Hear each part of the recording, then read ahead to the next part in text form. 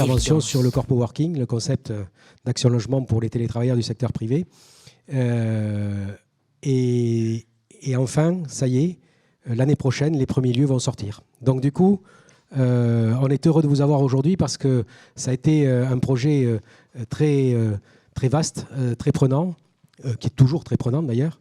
Et donc, beaucoup d'entre vous y ont participé.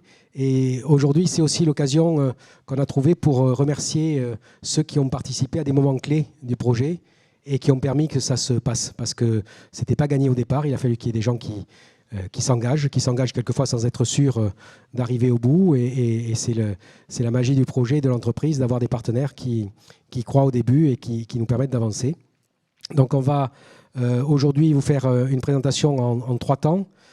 Le premier temps, c'est les 10 moments clés du projet, depuis sa création, depuis son début il y a 4 ans. On va faire témoigner 10 personnes qui ont été là à des moments clés, pour qu'elles vous expliquent pourquoi elles s'y sont agrégées.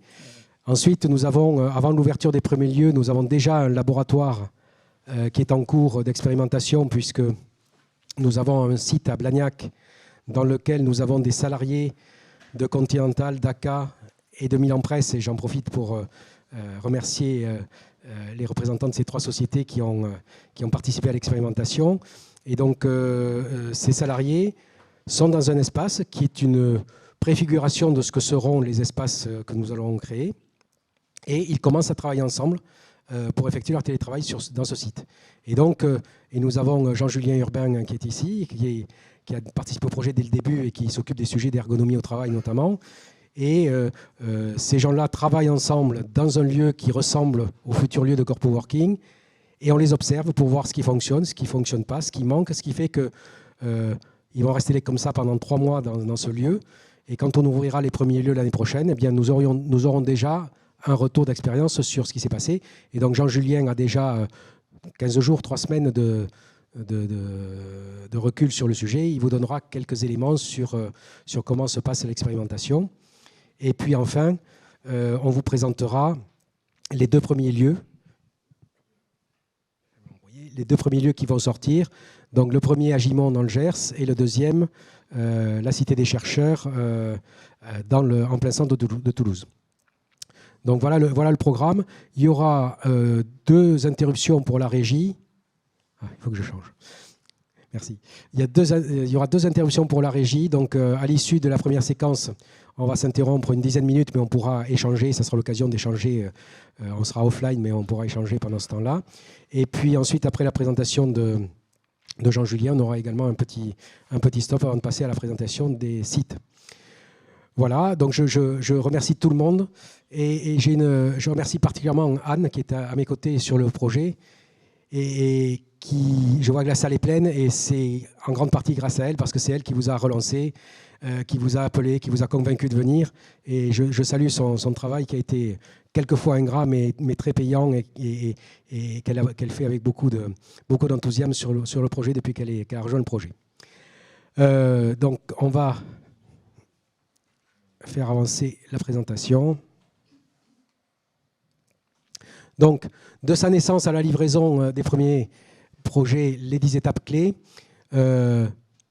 l'émergence du projet, c'est arrivé quand Action Logement, grand opérateur d'immobilier, service logement des salariés du secteur privé, on est financé par les entreprises pour construire des logements, pour que les salariés soient bien dans leur logement. Et on s'est dit, le télétravail massif, ça va forcément changer la donne. C'est-à-dire que si le logement devient le lieu de travail, à un moment donné, ça va forcément changer la façon d'habiter, la façon de consommer le logement ou le lieu même où on va habiter. Et donc, du coup, on s'est dit, il faut qu'on réfléchisse à ce sujet-là parce que ça va être structurant pour notre métier dans les années à venir. Donc, on s'est dit, on ne savait pas trop par quel bout attraper le sujet. Et donc, on s'est tourné vers un de nos modestes adhérents qui construit des avions à Toulouse. Et on a demandé à Airbus, qui était en train de signer son accord de télétravail, comment ils appréhendaient le sujet. Et donc, j'appelle la première personne clé. Alors, c'est pas Séverine qui était à l'époque en contact avec moi, mais Séverine Blanchard, qui représente Airbus aujourd'hui. et qui va dire quelques mots sur comment Airbus, depuis 4 ans, finalement, il y a eu des avancées sur le télétravail, la façon de le pratiquer. Évidemment, la pandémie et le confinement ont joué un rôle clé ensuite dans le déploiement, mais c'est un témoignage d'Airbus qui a été la première entreprise avec qui on a parlé du sujet. Bonjour à tous, je suis ravie d'être avec vous aujourd'hui. Donc, ce matin, on a évoqué dans une table ronde précédente effectivement les problématiques du future of work, enfin, le futur du travail avec son hybridation. Parmi les thématiques de l'hybridation, on voit bien qu'il y a une reconfiguration de l'espace et de l'espace-temps. Et ces sujets sont des sujets d'intérêt pour Airbus. Alors, à travers, entre autres, c'est mentionné dans vos slides, Pierre, ces accords formalisés de télétravail, mais aussi plus dans une logique exploratoire de comment on peut participer justement à ces initiatives que vous poussez avec le Corpo Working. Alors comment ça va s'incarner chez nous? Donc on échange pas mal avec Pierre sur ces sujets, justement dans une logique exploratoire expérimentale. Donc alors peut-être pas en janvier, puisque Pierre vous m'avez dit que la Cité des chercheurs ça sera peut-être un petit peu plus tard. En tous les cas, notre objectif c'est vraiment de rentrer dans cette logique d'observation du travail, donc de permettre à certains membres de nos équipes, donc c'est encore à déterminer. Enfin, je suis en recherche en interne, mais j'ai des pistes, mais je ne vais pas les énoncer ici sur des fonctions qui sont intéressées pour venir tester ce modèle et travailler avec ces managers justement et ces salariés pour voir comment ils vont utiliser ces nouvelles facilités. Nous avons opté dans un premier temps pour la Cité des chercheurs. Alors déjà parce qu'on est convaincu que la Cité des chercheurs, enfin je pense que vous êtes tous conscients que c'est un patrimoine historique entre guillemets toulousain. Voilà, on a de nombreux chercheurs à Toulouse. C'est une plaque importante avec cette ambition d'en faire un foyer, une dimension internationale, tout comme effectivement le fleuron économique que nous avons à Toulouse, avec notre prix Nobel entre autres. Et ça nous semblait important d'être partie prenante de ce projet, donc déjà pour ça. Partie prenante aussi, puisqu'on est persuadé que il y a des logiques de cross-fertilisation, d'hybridation. Quand on met des populations parfois différentes, et particulièrement avec des jeunes étudiants, des docteurs, des chercheurs sur des thématiques avec des professionnels, il peut y avoir des créations de nouveaux modèles, de nouvelles idées. Donc ça, c'est le deuxième axe pourquoi il nous semble tout à fait intéressant de rentrer dans ce projet de Cité des chercheurs. Troisième axe, alors là, c'est très lié à la zone de chalandise, puisque vous savez, quand on teste des tiers-lieux, c'est aussi pour réduire ces mouvements pendulaires. Donc, on a fait des études, on a regardé où se trouvaient nos salariés. Il s'avère qu'on a beaucoup de salariés qui sont centre-ville. Il s'avère qu'on a beaucoup de salariés qui sont centre-ville et qui sont jeunes. Et s'ils ont travaillé de manière, on va dire, obligée pendant la période du confinement sur leur canapé, sur leur tabouret, allongés dans leur lit, ils en ont peut-être aussi assez. Et voilà, donc leur donner des conditions de travail qui sont plus optimales nous semble aussi pertinent. Voilà, donc 3 axes, pour résumer, qui nous semblent importants pour explorer. J'espère que début janvier ou début d'année prochaine, on va pouvoir rentrer dans cette logique d'utilisation, parce que vraiment dans cette logique laboratoire, on va regarder ce qui se passe, la déformation du travail, quels sont les liens avec le management, l'isolation possible, l'hybridation possible, la collaboration.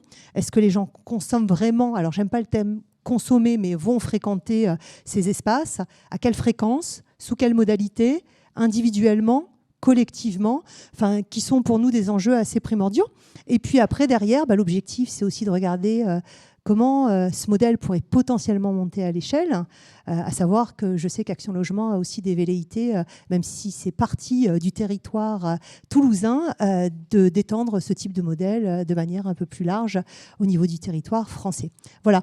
J'espère que j'ai dit ce que vous attendiez en tous les cas en matière effectivement de témoignage Airbus. Voilà. Je vous remercie. Je vais vous abandonner. Donc, je vais poser le micro et je vais aller me rasseoir pour laisser la place au suivant. Séverine, merci pour ce témoignage. Et je ne sais plus quoi dire après ça. Enfin, je veux dire, tout a été dit sur les avantages et le challenge qui nous attend. C'est-à-dire qu'on n'est pas sûr que ça marchera comme on a. Enfin, on est sûr que ça marchera, mais peut-être ça marchera pas comme on l'avait prévu. Je pense que c'est comme ça qu'il faut prendre le sujet. On essaie de dérisquer au maximum le projet et avec tous les travaux préliminaires qui ont été faits, avec tous les partenaires. D'ailleurs, j'en ai sélectionné 10 aujourd'hui. Et il y en a certainement dans la salle ou qui ne sont pas dans la salle et qui auraient pu faire partie du lot. Mais à un moment donné, il a fallu faire un choix. En tout cas, c'est un projet qui a été extrêmement partenarial. Je pense qu'il y a dû y avoir 300 ou 400 personnes qui ont collaboré à un moment ou à un autre à ce projet. Et ça fait toute sa richesse. Alors le deuxième à intervenir, c'est Serge Campagnol. Et il n'est pas là. Il m'a envoyé un petit SMS. Il a des problèmes de transport. Enfin, je ne crois pas l'avoir vu. Donc Serge est directeur général de la société Toits de Gascogne. Et donc, il devait témoigner parce que juste après en avoir parlé à Airbus, on s'est demandé, donc du coup, Airbus nous a mis sur la piste des tiers-lieux. Enfin, en tout cas, on y avait pensé, on a échangé, on s'est dit que c'était peut-être une idée. Donc l'idée, c'était d'avoir des tiers-lieux à proximité des lieux où les salariés effectuent leur télétravail. Et on s'est demandé comment ça marchait. Les tiers-lieux, c'était pas du tout le métier d'Action Logement. Donc on a travaillé avec la mêlée, évidemment, sur le sujet. Et puis on a essayé de voir comment ça pourrait se matérialiser, dans quel type de bâtiment, comment ça pourrait se faire. Et juste à ce moment-là, Serge Campagnol, avec qui nous sommes en relation pour des programmes de logement résidentiel, il y a notamment des réalisations à Gimont qui ont été réalisées. Et donc, on s'est rencontrés et il nous a dit, j'ai racheté il n'y a pas longtemps l'usine Comtesse du Barry à Gimont, bâtiment emblématique de la ville de Gimont, désaffecté depuis 15 ans, peut-être, non, à peu près.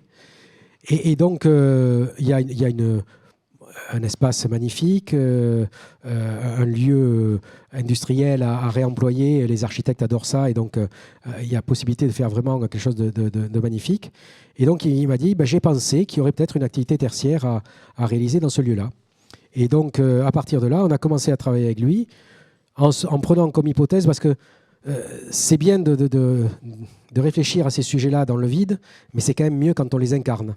Ces projets. Et donc, on a eu ce support qui nous a permis d'incarner dès le début ce que ça pourrait être. Ça nous a permis de faire visiter à des exploitants potentiels, à des entreprises, à des partenaires, de visiter le lieu, de voir comment ça répondait et de continuer nos travaux. Donc, Serge n'est pas là, mais il nous a inspirés et finalement, c'est un des premiers sites qui vont sortir en début d'année prochaine. Et aujourd'hui, le financement par Action Logement n'est pas encore tout à fait signé. L'exploitant n'a pas encore tout à fait signé son contrat avec Serge. Et ça va fonctionner. Mais Serge nous a quand même fait confiance pendant le début des travaux, je ne sais plus, 6 mois, 1 an. Voilà, il a engagé sa société sur le projet. Et donc, ça fait partie des gens qui ont été clés à un moment du projet, parce que sans lui, on n'aurait pas pu ouvrir le premier dans les conditions où on va l'ouvrir, et on n'aurait pas pu avoir un support pour se projeter sur ces sujets-là. Donc, je le remercie chaleureusement pour ça. Alors, quelquefois, dans l'ordre des choses, il y a des choses qui ont été mises l'une après l'autre et qui se sont passées en même temps. Parce qu'en même temps qu'on voyait les entreprises et qu'on voyait le premier site, évidemment, on a évoqué le sujet auprès de notre gouvernance. Action Logement a une gouvernance paritaire, syndicats salariés et syndicats patronaux.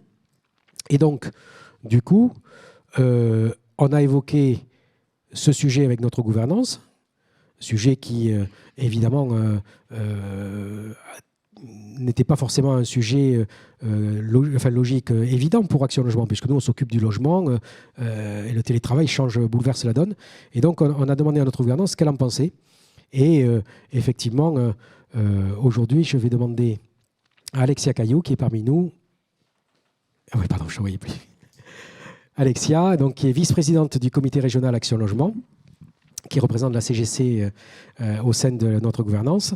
Et donc, alors, Alexia Caillou a participé, d'autres membres, évidemment, du comité régional Action Logement ont participé, le MEDEF, qui est présent ici, qui est représenté aujourd'hui, mais également la CFDT, qui a été aussi en pointe sur le sujet.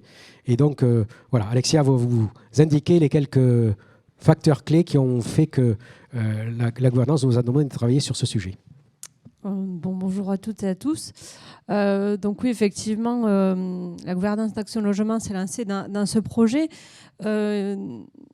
Alors, ça a été un peu de façon naturelle. Alors, moi, je suis arrivée côté Action Logement, côté CRAL, il n'y a pas si longtemps que ça. Et j'ai commencé à entendre parler du projet au travers de Michael Pinault, donc le représentant qui s'occupe du projet. Il s'occupait des logements résilients. Donc, la dimension un peu RSE, puis le côté développement durable. Et donc, d'un coup, j'ai entendu parler de tiers-lieux. Et c'est rentré comme ça. Et si on considère en fait ces tiers-lieux, ces lieux de corpo working, Action Logement initialement était là pour rapprocher le lieu de vie du lieu de travail.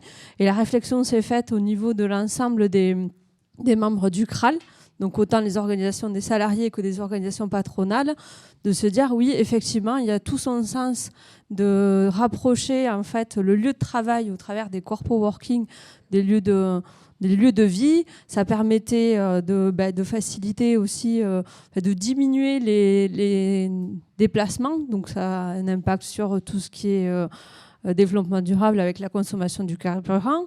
Également sur la consommation de temps. Ça réduisait les temps de trajet. Ça permettait de favoriser la QVT des salariés. Donc toute la gouvernance du CRAL a trouvé tout son sens dans ce projet-là.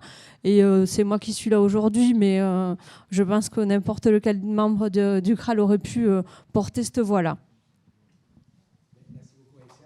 Il y a un élément aussi que vous nous avez dit, c'est que le télétravail à domicile, ça accentue les inégalités sociales.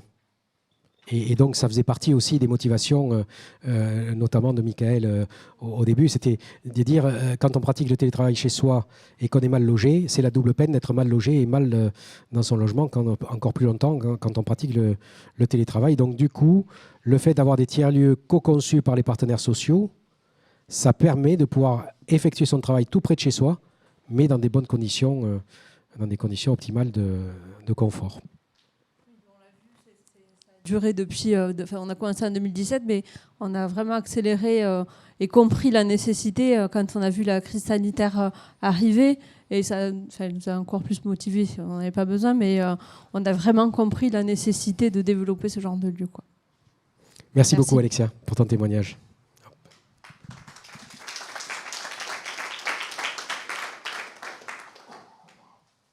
Alors, le prochain intervenant, ça devait être Louis. J'ai vu...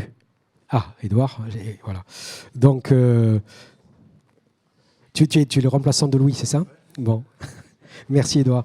Donc, alors, pourquoi la mêlée? Ça fait 4 ans qu'on vient, mais surtout, au départ, comme je vous l'ai dit, on ne connaissait rien au tiers-lieu, rien au numérique.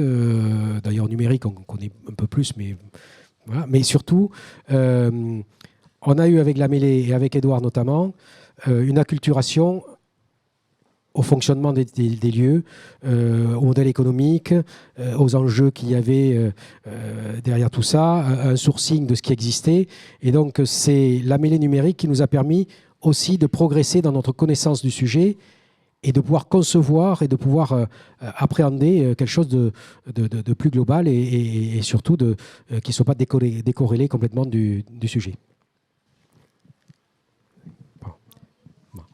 Donc voilà, donc du coup j'ai demandé à Édouard d'intervenir parce qu'il est intervenu à un moment clé où il nous a permis d'appréhender un peu tout cet écosystème des tiers-lieux et de voir comment on pouvait effectivement s'appuyer sur ce qui existait déjà pour créer un nouveau modèle qui se rapproche des besoins des entreprises et des partenaires sociaux. Je peux tout dire alors? Ok. Non, pas tout. Ok. Oui, merci. Oui, alors comment tout ceci a démarré? Alors, ceux qui ont suivi le fil de la journée, ce matin, on a un peu raconté l'histoire des tiers-lieux, les premiers tiers-lieux en France, dans le monde, en France, dans la région, etc. Donc tout ça, on l'a évoqué ce matin avec quelques collègues, le télétravail et tout ça. Et puis quand ces lieux se sont créés, ils se sont développés. Et puis là, ces lieux se sont rendus compte qu'il y avait un petit problème de modèle économique et qu'il y avait des acteurs, et notamment les grands acteurs, les grandes entreprises qui n'utilisaient pas vraiment ces tiers-lieux. Avec Pierre, on se connaissait, comme avec d'autres anciens de... Alors, ça s'appelle TBS maintenant, hein, mais c'est Subdeco, voilà, je préfère. Nous, on avait créé, avec d'autres que je vois au fond, avec Toulouse Métropole, les premiers tiers-lieux, et notamment ici. Et donc Pierre m'a dit... Voilà, nous avons des clients qui sont les grandes entreprises. Aujourd'hui, on a du mal à toucher les nouvelles entreprises. On n'a pas d'offres adaptées, etc. Ce sont les startups, etc. Et donc, on a été réunis ici, dans cette salle d'ailleurs, pour une première réunion. Quelle année? Je ne sais plus. 2016, 17, 18 ? Il y a 4 ans. Les différents acteurs, il y avait Atom, il y avait le village, il y avait nous, il y avait la French Tech, il y avait tout le monde. Et voilà, et donc le sujet c'était comment faciliter l'accès au logement pour des jeunes start-upers qui ne sont pas forcément crédibles, etc. Bon, alors là, on est parti dans ce type de réunion, et puis on a lancé des hackathons, et puis là, on s'est rendu compte qu'il y avait de nouveaux besoins, ces nouveaux projets de réhabilitation des territoires arrivés, et donc de créer de nouveaux lieux dans les périphéries des villes. Et c'est là que toute cette histoire a commencé. Et la grande force d'Action Logement, c'est de savoir travailler avec des grandes entreprises, historiquement, de savoir les réunir, ce que nous, petits acteurs d'un écosystème, ne savions pas faire, et d'amener au sujet des tiers-lieux, la dernière brique manquante, c'est-à-dire aider les personnes et les entreprises qui veulent aller vers les sujets de télétravail à aller vers des lieux qui sont adaptés à cela et ne pas rester chez eux. Voilà, c'est un peu comme ça que tout a démarré. Donc on a poursuivi avec plein d'acteurs. Voilà, toujours eu Jean Julien dans le coup, etc. Et l'aventure, le début à Gimont, donc je suis gersois, donc ça me tient encore plus à cœur. Voilà, et puis depuis, on est à vos côtés pour tout ça. Et ce qui se fait maintenant, c'est ce que vous allez raconter toute l'après-midi. Voilà. Merci. J'ai oublié de dire que la mêlée nous avait aussi aidé à faire les ateliers de co-conception, c'est-à-dire qu'en plein Covid, hein, on était tous chez nous. Et on devait commencer à faire les ateliers de co-conception, puisque l'idée, c'était que pour que les entreprises et les salariés des entreprises puissent s'emparer du sujet, comme les tiers-lieux existants ne correspondaient pas aux standards des entreprises, il fallait qu'on co-conçoive avec les partenaires sociaux et les entreprises un nouveau modèle, une troisième voie. Et pour ça, il fallait faire des ateliers. Et pour faire des ateliers en plein Covid, à l'époque, on connaissait beaucoup moins Teams qu'aujourd'hui. Donc je crois qu'on n'a pas utilisé Teams. D'ailleurs, on a chauffé. Qu'est-ce qu'on a utilisé au début, mais... Non, c'est là qu'est notre régie. Hein. Ouais. Ils ont utilisé, je ne sais plus, mais c'était pas Teams la première fois. En tout cas, ça a été un moment très intéressant. Mais voilà, il y avait des plénières. Après, on basculait tous les gens qui participaient dans des ateliers. Puis on le remontait dans la plénière. Donc ça a été un moment... il y a certains d'entre vous qui ont participé. C'était un moment assez intéressant et passionnant.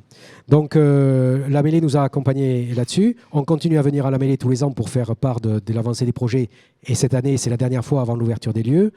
Et l'aventure ne s'arrête pas là, puisqu'on a un tiers-lieu, notamment à Saverdun, qui est en gestation.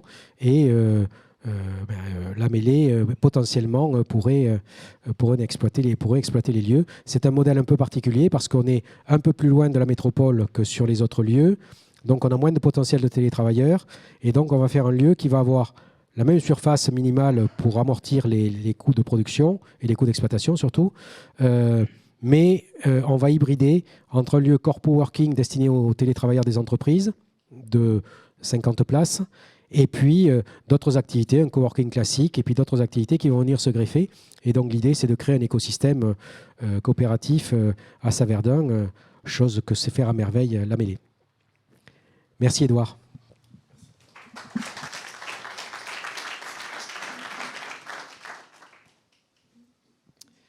On a évidemment Action Logement, c'est un grand groupe, on est 18 000 salariés.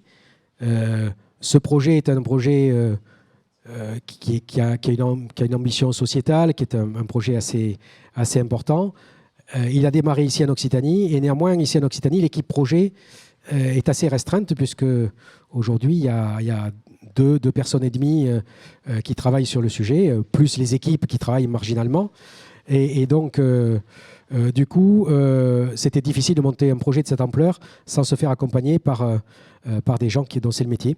Et donc, nous avons commencé à travailler dès le début ou peu après le début avec le cabinet Place, qui est représenté aujourd'hui par Francis Pougnier, et qui a été là pour juste au moment où on a commencé à créer les ateliers, même un peu avant, pour nous aider à conceptualiser tout ça et pour nous aider à mettre tout ça sur le papier et à animer le groupe de travail. Donc Francis. Oui, on était là un petit peu avant, effectivement, enfin, dans tout un jeu d'entretien auprès d'entreprises, d'entretien auprès d'organisations syndicales. Et on a vu vraiment naître, parce qu'on a été bénéficiaire au sens où il a fait appel à nous, mais à l'engagement du CRAL en disant oui, il faut qu'on aille et qu'on rende concret ce modèle, j'avais envie de dire disruptif, d'aménagement du territoire et d'efficacité pour les entreprises et surtout qui donne envie aux salariés de venir travailler. Et par rapport à ça, pourquoi un cahier des charges, c'est que très vite dans la vision, je dirais, d'Action Logement pour le déploiement du corpo working, il y a eu cette idée d'avoir des lieux en réseau autour, je dirais, de la métropole toulousaine qui permettent d'avoir de participer à l'aménagement du territoire et de faire en sorte qu'on soit un petit peu dans ce fonctionnement à proximité des lieux de vie. Et pour aller vers ça, ce dont on avait besoin, c'est de traduire l'idée qui était en processus opérationnel. Donc le cahier des charges, ça a été cette idée de quels sont les fondamentaux, quels sont les principes les plus importants auxquels on tient s'agissant des entreprises, des salariés, des territoires, les bénéfices que l'on veut voir. Et après, ça a été toute l'écriture d'un certain nombre de prérequis. Aujourd'hui, le concept de corpo working, je dirais, c'est beaucoup plus qu'un concept. Il y a un cahier des charges, donc avec un livret de recommandations, un livret de principes fondamentaux sur l'aménagement des lieux, la qualité servicielle, la qualité, je dirais, la modularité des locaux pour les salariés, des locaux communs, des locaux partagés, une animation à haut niveau. Je dirais, tout ce travail-là est écrit, était posé. Ce qui est vraiment très intéressant dans la méthode qui a été mise en œuvre, c'est que ça ne s'est pas fait tout seul, je dirais, ça s'est fait en lien. Alors, on était contraint effectivement par la crise sanitaire, mais bon, grâce à la mêlée, puis grâce à vraiment ce qu'on a pu faire en découvrant les outils, il y a eu un travail, je dirais, collaboratif, de coproduction avec les différents partenaires. Nous, on était un petit peu, entre guillemets, des mailloticiens, on aidait à faire, à clarifier, mais qui fait qu'au bout du compte, il y a un socle fort. Il y a un socle fort de qu'est-ce qu'on veut pour ces espaces de corpo working et qu'est-ce qu'on ne veut pas. Je dirais, c'est pas du tout un système attrape tout le corpo working. C'est tiens, je vais faire du coworking là-bas, je vais appeler ça corpo working. Eh ben non, parce qu'il y a un certain nombre de fondamentaux liés à la localisation des salariés, liés à la dimension animation, liés je dirais, à la qualité des locaux, à ce que l'on veut faire. Il y a des engagements que l'on veut vérifier le plus en amont possible. Et autre point, à mon avis, qui est très important, mais ça, je dirais, c'est plutôt la Pierre Soloumiac touch, c'est que, non, je dirais, et parce que justement, on est dans une méthode qui associe à mesure les différents partenaires, et donc elle incrémente, hein, il y a des thématiques nouvelles, mais je dirais, le cahier des charges, nous, quand on terminait notre émission, on voyait qu'on travaillait sur des dimensions nouvelles et qu'on intégrait de plus en plus la question de l'économie circulaire notamment, hein, qui est un élément très fort sur le réemploi des matériaux, sur le mobilier, etc. Et aujourd'hui encore, je dirais, ça s'ajuste et ça se précise dans ces différents niveaux. Hier, on était en réunion cybersécurité avec les responsables des services informatiques de Pierre Fabre, Airbus, Orange, Continental, AK. Et donc, on a documenté hier, et Onat qui était avec nous également, on a documenté hier le chapitre cybersécurité sur les lieux avec des standards qui conviennent à ces entreprises. Bon, a priori, si ça convient à Airbus, à Pierre Fabre et à Orange et à AK, ça devrait convenir à la plupart des entreprises, avec quelques spécificités peut-être. Mais voilà, donc du coup, c'est toujours un travail en cours, mais on a quand même beaucoup de briques qui sont présentes aujourd'hui. Et dans l'équipe de départ, Francis était là. Et je veux le dire aujourd'hui parce que c'est quelqu'un qui a beaucoup compté dans l'idéation. Francis n'était pas tout seul. Il y avait quelqu'un avec lui qui s'appelait Peyo Lagaray, qui, comme vous l'imaginez, a quelques origines basques et qui nous a quittés en milieu de projet, et il nous manque toujours, et il a été pas pour rien dans l'avancement du projet. Donc à la fois je remercie Francis et puis j'en profite pour lui rendre hommage.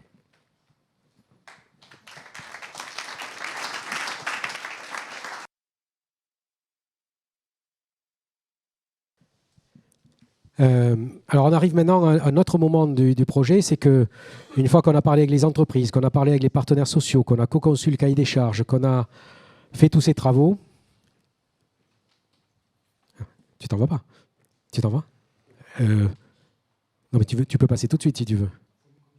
Oui, alors si Franck te cède sa place.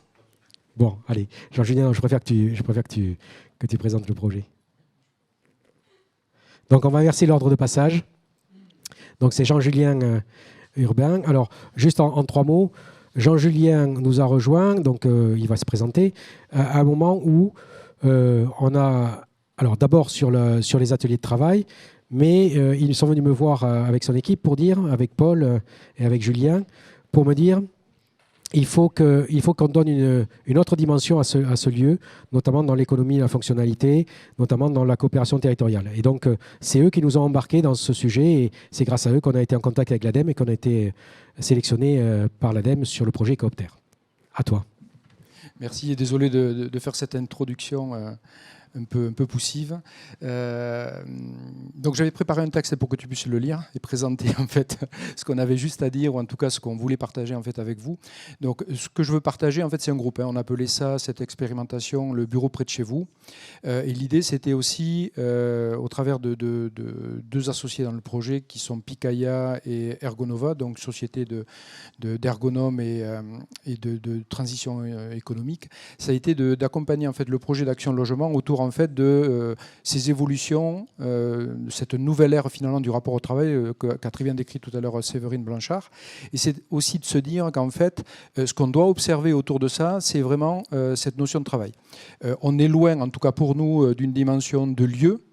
On parle plutôt du lien, on est loin d'une dimension d'ambiance, on est loin de mobilier, on est loin en fait même d'animation. Ce qui nous interpelle, c'est justement le rapport entre finalement les individus qui sont sur ces lieux-là et leurs collègues qui sont à l'extérieur, mais aussi on a quelque part tiré quelques constats un petit peu de cet après-Covid, et notamment le fait que le télétravail n'est pas la solution. C'est une solution. Le corpo working n'est pas la solution, c'est une solution.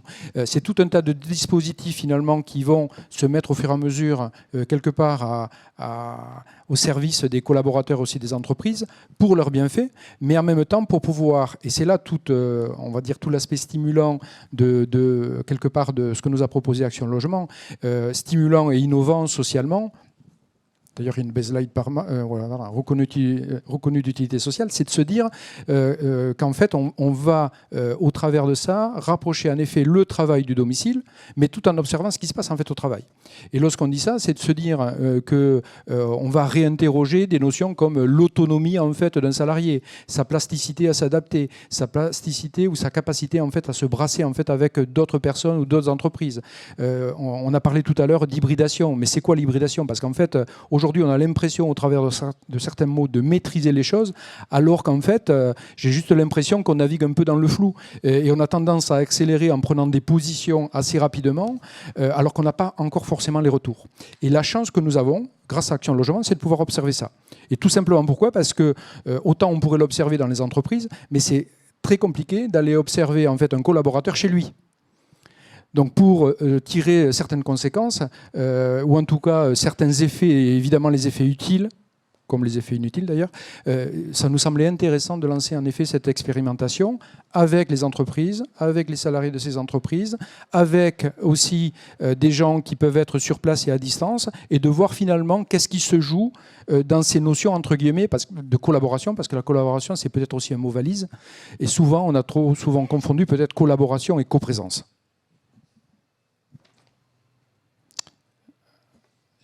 J'ai fini, je pense. C'est fini? Ouais. Bon. Et merci pour votre écoute.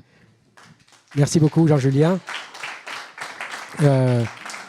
Le projet est en marche, hein, puisqu'on a commencé le 15 septembre. Donc, il y a, alors je crois qu'il y a 38 personnes maintenant. Il y a 37 salariés. 37 salariés, 2000 en presse. Bonjour Sabine, enfin rebonjour. 2 Continental, merci, merci Jean-Michel. Et AK, qui n'a pas pu venir, d'accord. Bon. Donc ce sont 3 entreprises de taille différente, d'activités différentes, avec des profils différents. Et ça permet vraiment d'émuler ce que sera un futur tiers-lieu où il y aura des salariés de toute catégorie qui vont venir. Et donc, il faut voir comment ça fonctionne quand ils sont ensemble dans un même lieu designé pour ça. Donc, je vais maintenant appeler Franck Villeneuve, maire de Gimont, auprès de moi. Gimont, tout à l'heure, on a parlé des toits de Gascogne. Alors, effectivement, c'est le propriétaire des lieux. Mais évidemment que ce lieu, on ne peut pas le créer, et c'est bien l'objet du programme Coopter de l'ADEME, Coopération et Territoire. On ne peut pas le créer, bien sûr, contre la volonté de la collectivité, mais on n'a jamais eu d'opposition de la part de la mairie de Gimont, mais il faut le créer ensemble. C'est-à-dire qu'on ne va pas venir poser un lieu de 100 postes de travail à Gimont sans se préoccuper de comment ça va s'interfacer et comment on peut optimiser les effets positifs de l'arrivée de ce lieu à Gimont. Effets positifs pour Gimont et en fertilisation croisée, effets positifs pour les gens qui vont venir y travailler. Parce que si les gens qui vont venir y travailler, ils trouvent un lieu qui est complètement interfacé avec le tissu associatif, avec le tissu économique et commercial, eh bien, ça veut dire que ils gagnent 1h30 de vie par jour. Cette heure et demie de vie qu'ils gagnent parce qu'ils vont venir de très près pour venir dans ce lieu, eh bien, ils vont la réutiliser, on espère, en expérience de vie augmentée. Bien sûr, ils vont être parfaits, ils vont être très à l'aise dans leur lieu de travail, mais entre midi et 2, mais le soir, mais le matin, ils vont pouvoir profiter peut-être du tissu associatif, des associations sportives, des associations culturelles, de la médiathèque. Et ça, il faut que ça soit préparé avant pour que tout le monde se l'approprie, y compris la population, puisqu'on a prévu que ces lieux qui vont être occupés pendant les horaires de travail, alors qui restent à définir, parce qu'on a parlé de ce matin, finalement, c'est ouvert de quelle heure à quelle heure. Au début, on pensait qu'il fallait que ça soit ouvert H24. Mais finalement, c'est un projet coopératif, co-conception avec les partenaires sociaux. Donc, en fait, on a trouvé que ça ne pouvait pas être ouvert à H24. Et donc, notamment hors des horaires de travail, pour que ça puisse fertiliser le territoire, ce sont des installations qui n'existent pas à Gimont, et qui peut-être pourront profiter également soit aux équipes de la mairie, soit au tissu associatif. Et donc tout ça, eh bien on est venu voir Franck et son équipe municipale très rapidement. Et on en est... Alors, au début, on a un peu traîné, mais on gagne en opérationnalité. Je crois qu'on a déjà fait 5 ou 6 comités de pilotage du sujet.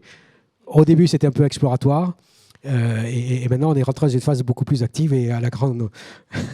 on s'en est expliqué récemment parce qu'il faut qu'on rentre vraiment dans le sujet très rapidement puisque l'ouverture, finalement, est assez proche.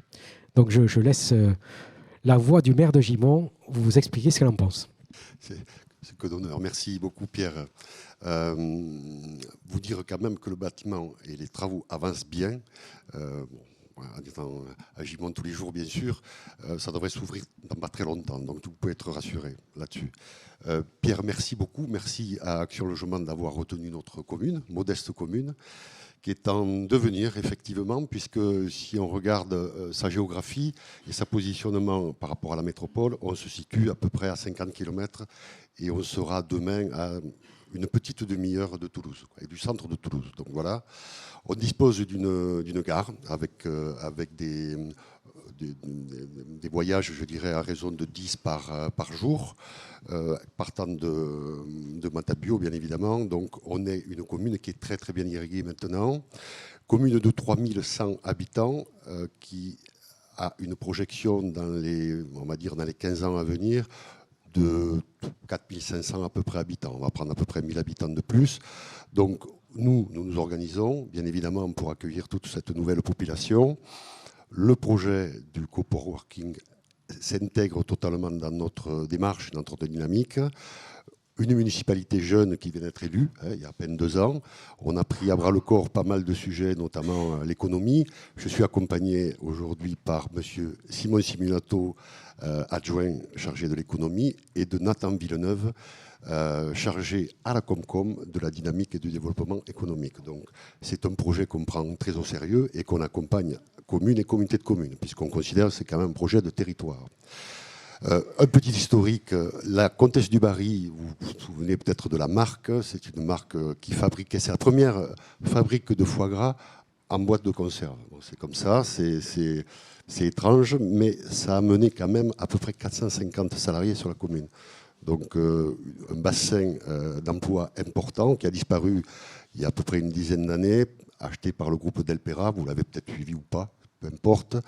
L'usine de fabrication qui se situe très proche du centre-bourg et désaffectée a été rachetée par le toit familial et l'intégration d'Action Logement et de Corporoquine permettra de refaire vivre ce site. Toute une partie de l'usine qui était du côté de la route de Touget, de côté Toulouse, sert uniquement à du stockage. Donc la Comtesse du Barry n'existe plus sur la commune, quasiment plus. Voilà, donc c'est une fabrique, je dirais, une marque connue en France, puisqu'il y avait des unités un peu partout et des commerces, également dans le monde. Donc c'est une fierté si on peut accueillir, nous, sur la commune, des grandes marques que sont Airbus, bien sûr, ce sera une chance, la TECOR, je crois, bon, pardon, excusez-moi, mais Continental et d'autres, qui pourront continuer, je dirais, à symboliser notre commune qui a accueilli pendant longtemps donc, la Comtesse du Barry et les Ducs de Gascogne. Voilà, on s'attache, nous, à la municipalité, à intégrer le plus possible ce projet de nouvelles structures à la commune, aux habitants et bien sûr aux commerçants, afin de ne pas déséquilibrer quand même le tissu économique. Donc on protège quand même, on ne veut pas qu'il y ait des commerces qui se développent dans le site de l'ancienne Comtesse du Barry, pour profiter au contraire au tissu local quand même assez bien fourni. On a tous les commerces sur la commune. On fait des réunions, nous, avec les commerçants pour les sensibiliser, comment on peut profiter et partager l'attractivité de ces 40 ou 50 personnes complémentaires sur la commune. On a un tissu associatif important, 70 associations, tout est doté, on a à peu près tous les sports, sauf le hockey sur glace parce qu'on n'a pas de patinoire, c'était bien important ce que l'on souhaitait faire, mais bon, bref, c'est de l'anecdote. Voilà, donc une commune qui est en mouvement, effectivement, et ce projet est vraiment une chance pour nous, qui s'inscrit totalement dans notre souhait, notre dynamique. Voilà, en clair. Merci beaucoup pour ce témoignage. J'en profite, puisqu'on est dans le chapitre collectivité. Chaque fois qu'on a un projet comme ça, évidemment, on se rapproche de la commune et on a un accueil vraiment très participatif. Je salue le maire de Léguevin qui est avec nous aujourd'hui et son adjoint. Je salue également le maire de Chaverdun qui est avec nous aujourd'hui et son adjoint. Et son adjoint, bien sûr. Mais alors, il va participer à notre titre. Alors, du coup, et donc, c'est vraiment très agréable de travailler sur des projets comme ça parce qu'on sent, et on le disait tout à l'heure, pour Léguevin, c'est un projet aussi important. C'est un projet de mandat, mais un projet qui est structurant pour la ville et à Saverdun également, sous un modèle un peu différent de celui qu'on va déployer à Gimont. Mais on a vraiment un accueil très, très important et un support très primordial pour le projet qui ne peut pas se faire sans l'apport de la commune. Ça, c'est clair. Et les territoires. On est un peu... Combien? Encore 15 minutes? 4 minutes, d'accord. Alors, on va couper en deux. On en profitera pour échanger. Peut-être d'ailleurs que, du coup... Jean-Michel, c'est votre tour. Alors, Continental a eu un rôle très important dans le projet, parce qu'il y a un projet, évidemment, que Jean-Michel va vous présenter, de déploiement du télétravail chez Continental. Mais c'est voilà, c'est une coopération avec Action Logement très étroite depuis de nombreuses années. Et quand on a commencé à aborder ce sujet-là, on a eu chez Continental un soutien et une présence continue à tous les moments du projet. Et ça nous a permis vraiment de pouvoir progresser avec, à côté de nous, l'avis toujours éclairé d'une entreprise très en pointe sur ce sujet. Je ne sais pas si ça fonctionne. Si Jean-Michel Solaire, donc DRH de Continental. Donc effectivement, Pierre l'a dit, dès le mois de septembre 2020, ce projet est rentré en discussion. Et autant vous dire que quand on est DRH sur la période de confinement, c'est un petit peu compliqué. Et finalement, c'était aussi une évasion qui permettait de se projeter dans l'avenir et de préparer les besoins du futur. Parce qu'en fait, aujourd'hui, à quoi sert un DRH si il n'est pas acteur de la transformation et si il n'accompagne pas le changement. Donc les besoins que l'on avait en matière de locaux pour nos effectifs ont fait que ce projet a retenu toute notre attention. Alors en fait, le télétravail chez Continental, le premier accord a été signé en 2015. C'est un accord que je qualifie un petit peu de bonne conscience puisque au départ, il avait été signé et c'était très limité. On pouvait télétravailler le jeudi et le mardi, mais pas les autres jours parce qu'on ne voulait surtout pas élargir les week-ends. Donc c'était un petit peu compliqué. Aujourd'hui, c'est particulièrement démodé et on a modernisé notre accord télétravail au fil du temps. Tant et si bien qu'aujourd'hui, nous sommes sur 2 jours de télétravail, quand on le souhaite, et on va très certainement passer sur un 3e jour. Mais 3e jour qui n'est pas sans condition, puisque c'est un 3e jour de télétravail qui permet d'avoir les 3 possibilités finalement de télétravailler et de travailler sur site pour un collaborateur, puisqu'il y a la partie télétravail, bien sûr, il y a la partie tiers-lieu, qui est une 2e solution, puis on y tient aussi quand même sur site de pouvoir rester présent sur site pour pouvoir travailler au niveau des différents projets.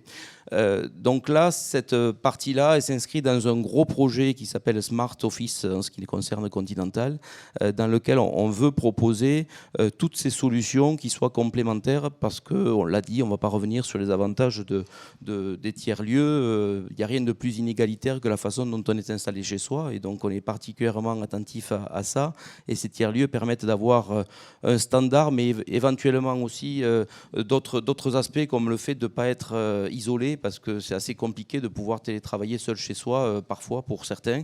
Donc ça permet de conserver un lien social. Donc c'est une solution qui nous a paru évidente dès le départ. Alors après, le projet Smart Office, c'est quoi ? C'est qu'au niveau de notre entreprise, on se rend compte que quand on a des télétravailleurs et voilà, on a 800 télétravailleurs, on est 1600 collaborateurs sur Toulouse et Rambouillet. Il y a 2 sites en France, 1300 à Toulouse et 300 à Rambouillet, mais avec une partie production et laboratoire qui, eux, ne télétravaillent pas, ou j'y reviendrai peut-être, télétravaillent occasionnellement quand il y a des rapports à effectuer, puisqu'on a mis en place aussi cette expérimentation là. Donc c'est sur ces 800 télétravailleurs, forcément quand on imagine un 3e jour de télétravail, on peut se dire que ces bureaux ils vont pas rester vides. Donc c'est un projet qu'on appelait Smart Office pour pas l'appeler Flex Office, mais de se dire que le travail de demain il sera sur des espaces et sur des bureaux qui ne nous appartiendront pas, même s'ils nous ont jamais appartenu, mais on a l'impression que notre bureau il est à nous depuis quelque temps et demain c'est tout un changement, toute une modification qui va être effectuée. Et on est un groupe international et notre maison mère nous a validé des investissements pour aménager les bureaux de plusieurs dizaines de millions d'euros d'investissements sur les 3 ans à venir, donc c'est quelque chose d'énorme. Et la condition qui est mise en place, c'est de se dire oui, mais on ne crée pas un bureau par effectif. Donc aujourd'hui, tous les investissements qui sont autorisés, c'est 70 à 80% de votre effectif parce que justement, il y a cette flexibilité, cette combinaison entre le télétravail, le travail sur site et le coworking qui font qu'on va libérer de la place. Alors là, j'ai commencé à intéresser mon directeur financier qui a dit que finalement, en ayant moins de surface, ça pouvait être quelque chose de beaucoup plus intéressant. Mais la démarche que l'on a faite, parce que justement, ça c'était sa première réaction, et la deuxième, c'était de dire on va investir beaucoup d'argent pour que la présence sur site soit aussi une expérience de vie professionnelle, que les personnes aient envie de venir sur site. Donc on va transformer la totalité du site, 100% du personnel en bureau va changer d'espace de travail pour s'installer dans des espaces qui seront collaboratifs, des espaces où chacun aura un espace de travail, même si son bureau ne sera pas le même tous les jours, autour de places de village qui seront un petit peu des coffee corners. Et donc, c'est des nouvelles méthodes de travail qu'on est en train de développer.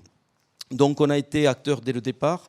Et on fait partie des 3 entreprises qui expérimentent le tiers-lieu qui est à Blagnac. Alors, ce n'est pas un site qui est idéalement placé pour notre entreprise parce que les personnes qui habitent autour de Blagnac, elles n'ont pas trop de difficultés pour venir sur notre site qui est du côté du Mirail.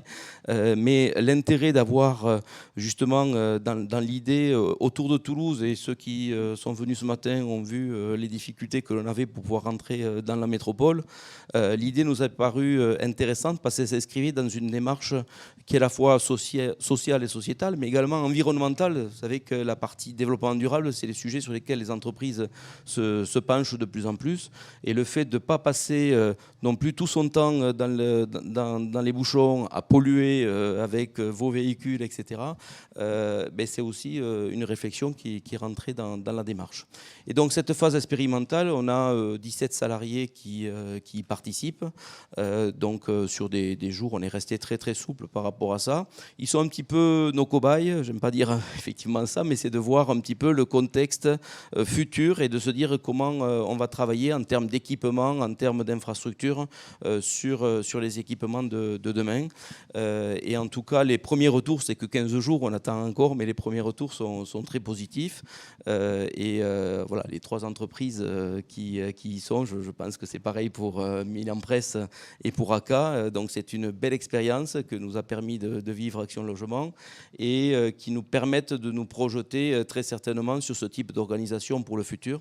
Et qui est un enjeu particulier parce qu'aujourd'hui, les conditions de travail et l'organisation en télétravail ou tiers-lieu, c'est aussi un outil d'attractivité, de retention.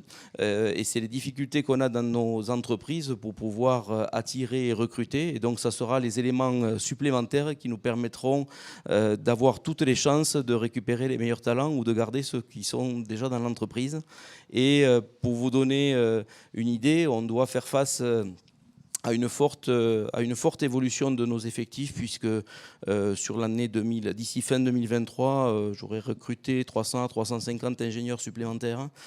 Donc c'est un enjeu. Vous savez que on est une entreprise allemande, donc vu de l'Allemagne, la France, c'est un petit peu le village d'Astérix. Et on se dit, on ne peut pas le transformer parce que eux, vous ne savez rien faire. Il y a les syndicats, il y a ci, il y a là.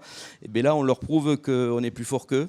Et ce qui permet de récupérer des activités également de l'Allemagne, puisqu'ils ont un problème démographique, ils n'ont pas su suffisamment se moderniser. Et finalement, une petite structure en France comme la nôtre, parce qu'on est petit par rapport au groupe continental, se dire que finalement, le panel d'organisation qu'on leur propose peut très certainement assurer notre avenir. Et en tout cas, on y travaille. Voilà. Merci beaucoup, Jean-Michel. Donc, on fait une pause pour la régie. Pardon ? Oui, 16h30, ça me paraissait loin. OK. Alors, ce que je vous propose, pour ceux qui veulent faire une pause, bien sûr, il n'y a pas de problème. Il y a des gens dans la salle, je me dis, mais il fallait qu'ils parlent parce que, du coup, voilà, ils ont participé, Stéphane, Saverdun, Fronton, etc. On va continuer donc la séance et on va continuer, on va un peu inverser l'ordre parce que Monsieur Caléja est par là. Anne. Bon, il est à côté, il est allé boire un café. Donc, du coup, dans l'ordre de passage, nous avons Eunat qui est avec nous. Ah, voilà, non. Venez. Donc, on a déjà bien fait le tour du sujet. Et nous avons invité le maire de Saverdun, donc M. Caléja, donc on remercie de sa présence, parce qu'on a un projet à Saverdun qui est déjà une première déclinaison du projet initial. Quand on a commencé ces projets, on a vu que le modèle économique il s'établissait dans des projets de 1000-1500 mètres carrés avec une centaine de postes de travail. Et qu'en dessous, la qualité servicielle, la qualité d'animation ne pouvait pas être amorti pour des lieux de 10, 15, 20 ou 30 postes. Et donc, on est allé à Saverdun, on a un projet dans une ancienne imprimerie, voilà, on a un accueil très favorable, évidemment, de la mairie de Saverdun. Enfin, évidemment, très favorable à la mairie de Saverdun. Ce n'est pas aussi évident que ça. Mais, par contre, on ne peut pas faire un espace de coworking de 100 postes parce qu'il n'y a pas un potentiel suffisant de télétravailleurs à proximité. En tout cas, pas aujourd'hui, pas sourcé par nous aujourd'hui. Donc, on s'est demandé comment on pouvait faire pour quand même réaliser le projet. Et sans qu'on fasse... On ne peut pas diviser par 2, ça c'est impossible, les surfaces, parce qu'on perdrait en qualité de service. Et quand une entreprise va adhérer au réseau, on ne peut pas imaginer qu'il y ait un lieu qui soit inférieur en qualité de service à un autre.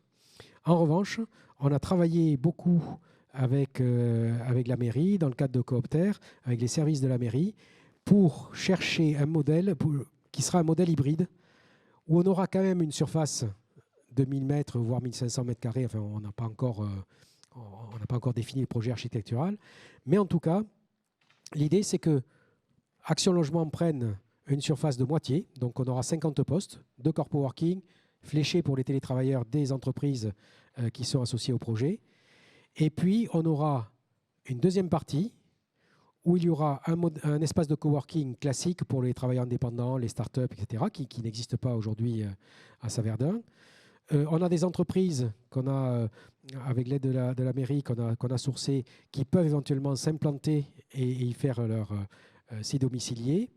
Et puis, on a 2-3 autres activités qu'on envisage qui vont permettre de faire un espace, au final, qui aura la même surface, qui partagera les salles de convivialité et les salles de réunion, et qui sera exploité par un même exploitant. En l'occurrence, on a sollicité la mêlée numérique pour son savoir-faire, et notamment dans la coopération avec les sites portés par des collectivités.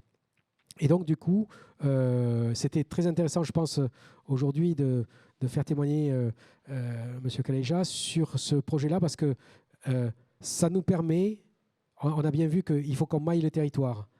Et on ne pourra pas mettre des lieux de 100 postes partout.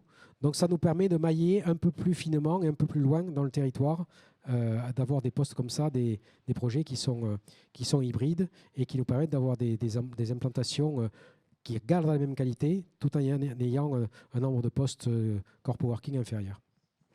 Donc je vous laisse la parole. Merci, merci.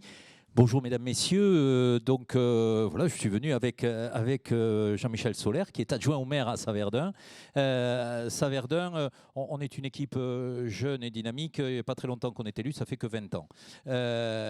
Donc, ça fait 20 ans qu'on y pense quand même à votre idée. Mais vous savez, quelquefois, il ne faut pas être trop en avance, sinon on a du mal à le faire marcher. Saverdun, qu'est-ce que c'est que Saverdun? Saverdun, c'est un village.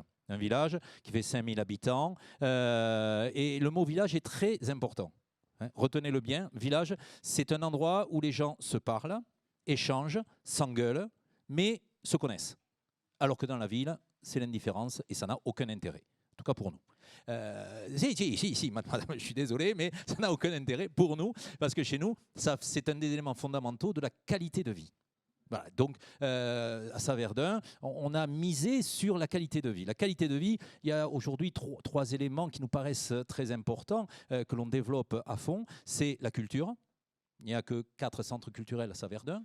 Les installations sportives, le sport, parce qu'on a une piscine couverte, on a des terrains de tennis en terre battue, des terrains de tennis en dur, 5 terrains de grands jeux, des associations. En tout, on a 70 associations qui font vivre le territoire local et le tissu local, et puis l'environnement. L'environnement au travers de lieux qui sont des lieux de biodiversité remarquables, et puis juste 140 km de chemin de randonnée tout autour de Saverdun. Bref, Saverdun, c'est le plus beau village de France, puisque c'est le nôtre, et donc évidemment, il était incontournable que vous veniez à Saverdun. C'était une évidence. Le choix. Voilà. Et donc, oui, à un moment donné, il y a une notion qui me paraît toujours importante, c'est de dire que quand le public ne sait pas faire, eh bien, il peut se tourner vers le privé qui sache faire, mais que quand le privé ne peut pas faire, c'est à la force publique d'assumer et de faire les choses. Et donc, dans votre projet, dans notre projet, on hybride et on fait ensemble. Et donc, ça, effectivement, faire ensemble, c'est quelque chose qui nous est apparu évident. Évident parce que L'Ariège, l'Ariège, c'est un territoire merveilleux, magnifique, génial, mais un peu à l'écart des voies de circulation, que vous n'y faites qu'y passer quand vous allez au ski ou en Andorre faire de la contrebande. Et puis malheureusement, quelquefois, vous ne faites pas attention à la beauté de ces paysages et à ce lieu magnifique. Alors, ne vous arrêtez pas trop, parce que de toute façon, on n'est pas forcément prêt à vous accueillir, parce que nous, on ne veut plus grandir. Nous, on ne veut plus grandir. Voilà, on est en crise d'adolescence et notre territoire, il fait 5000 habitants et on n'a pas envie de grandir trop vite. Alors oui, on accueille la population, bien entendu, et on est heureux d'accueillir des nouveaux arrivants, surtout quand ils viennent de la zone urbaine et qui me disent « Oh, c'est merveilleux, monsieur le maire, on m'a dit bonjour dans la rue ». Ben oui, c'est normal, c'est évident. Hein, ça fait partie des règles de vie évidentes, mais pas partout. Voilà. Et donc chez nous, c'est le cas. Et donc cette qualité de vie que l'on a, on veut la garder, on veut l'entretenir, mais on veut mettre les conditions en route pour faire qu'on vive bien. Et donc, effectivement, j'ai, outre ma mission et ma vocation de maire, j'ai une profession, c'est celle d'être médecin généraliste et urgentiste. Donc je suis médecin généraliste, vous savez, les dinosaures qui exercent dans la ruralité, là. Bon, ils font juste 15 heures de travail par jour, mais ça, c'est pas grave. Et médecin urgentiste, parce que je suis aussi médecin pompier. Donc dans la ruralité, c'est ça, la réalité. On est tous interconnectés et on est tous en train de s'entraider ou de se soutenir et de fonctionner ensemble. Et bien voilà, on va fonctionner ensemble. Et le fait que vous ayez déjà rempli à moitié ce projet, 50 postes, c'est déjà extraordinaire. C'est déjà une belle action que vous avez faite et nous, on prend le reste. Voilà. Hein, on prend les 50 autres, c'est acté, c'est fait. On a déjà la volonté et la capacité de les remplir. Il y a déjà une entreprise, vous l'évoquiez, qui s'appelle Digitani, qui travaille déjà avec la mêlée numérique. C'est une entreprise d'insertion par l'informatique. Elle a un taux de progression qui est exponentiel. Ils doublent pratiquement leur personnel tous les ans. Et chaque année, on est obligé de les reloger et d'agrandir, de trouver des bureaux supplémentaires et des lieux supplémentaires. Et donc, par exemple, eux, ils peuvent faire partie de cette démarche et ça serait pertinent. Alors, le lieu, c'est effectivement une ancienne imprimerie, une friche que l'on avait dans le cœur du village, avec devant la grande esplanade du Champ de Mars. Vous savez, les champs de Mars dans nos villages, c'est là que fait manœuvrer l'armée. Hein, Champ de Mars, c'est ça la définition initiale, en tout cas dans l'Antiquité. Donc quand il y a des grandes manifestations, c'est là qu'on les fait. Qu'il y a les grandes fêtes de Saverdun, les festivals, les éléments structurants. Donc voilà, c'est un lieu qui vit et qu'on va repaysager complètement. On attendait juste d'avoir ce projet-là, de pouvoir racheter cette friche pour pouvoir repaysager complètement ce lieu qui est au contact de la cité et donc qui va être en interconnexion avec le village, en interconnexion avec les restaurants, les cafés, ces éléments-là, ces éléments de vie. Parce qu'effectivement, quand on vient travailler, à un moment donné, on a envie d'aller un peu consommer autour. Oui, c'est une évidence. Ça sera bien pour nous aussi, bien pour nos commerçants. Donc là aussi, gagnant. Dans ces opérations, ça doit être cette vocation. Donc oui, cette idée de le mettre à cet endroit, vous avez insisté, vous avez fait 2 propositions. J'étais pas malhonnête d'ailleurs. Hein. La deuxième était aussi 3. Allez, 3. Il y avait le garage Renault aussi. Oui, le garage Renault, c'est vrai, mais il était trop petit, lui. Ouais. Trop petit. Donc on achète toutes les friches qu'il y a dans le village. On achète, la mairie achète. Voilà, elle achète. Et puis après, elle revend ou elle construit ou elle fait des choses dessus. Mais il s'agit de construire la ville sur la ville. La ville sur la ville, pourquoi? Parce qu'aujourd'hui, Saverdun va dans son intention de développement urbain, d'urbanisme, on dézone. Je vous ai dit qu'on ne voulait pas grandir, on bloque. On bloque tout. On dézone 260 hectares qu'on sort de la constructibilité pour les rendre à la nature ou à l'agriculture. Et on a décidé, on a fait une opération BIMBY, I built in my backyard, désolé mon accent est nul, mais on construit la ville sur la ville. On a fait tout ce travail et on veut que nos habitants habitent dans la zone urbaine. Les lotissements, c'est bien, mais on n'en veut pas. Voilà, on n'en veut pas. Il y en a 1, 2, mais pas plus. On n'en veut pas. On ne veut pas des choses à perte de vue. On ne veut pas de l'urbanisation partout. On veut, vous savez, il y a un concept très intéressant qui est la ville du quart d'heure. Vous le connaissez, hein, ce concept de la ville du quart d'heure. Mais à Saverdun, c'est le village du quart d'heure. En un quart d'heure, vous êtes dans la campagne. En un quart d'heure, vous êtes chez le boulanger. En un quart d'heure, vous êtes au lieu de travail. Voilà. Et donc, ce concept de la ville du quart d'heure, nous, on l'a adapté en village du quart d'heure. Et donc, c'est tout ça qu'on travaille. Et effectivement, vous entrez pleinement dans notre projet urbain. Et la qualité de l'urbanisme, c'est une des clés de la qualité de vie. C'est une des clés de la sécurité. C'est une des clés du développement urbain et du développement humain. Comment est-ce qu'on peut vivre bien si on n'est pas dans un environnement qui soit plaisant, dans un environnement qui soit serein? Eh bien voilà, venez vivre à Saverdun et vous aurez ça. Merci beaucoup.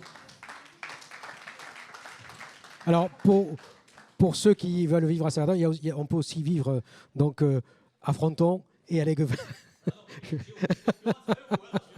Mais vu l'implantation géographique, il n'y a pas de concurrence entre les deux.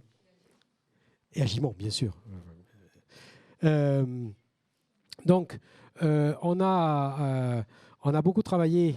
Alors, vous avez vu tous les partenaires qu'on a passés depuis le début. Et puis, ces lieux, on n'a pas vocation, nous, Action Logement, à les exploiter, parce que ce n'est pas notre métier. Et donc, on a beaucoup travaillé depuis le début avec Atom, avec Arnaud Tersiquel au début, puis avec Eunat et Mayor qui va venir témoigner. Bien évidemment, même si la mêlée nous a acculturés au modèle des tiers-lieux, il fallait qu'on ait quelqu'un qui nous accompagne et qui se lance dans le projet sans avoir de certitude d'aboutir. Et c'est voilà, je remercie beaucoup Atom de ce point de vue-là, parce qu'ils ont volontiers passé des heures et des heures avec nous dans les copiles pour travailler sur le sujet. Et sans avoir la certitude que ça aboutirait.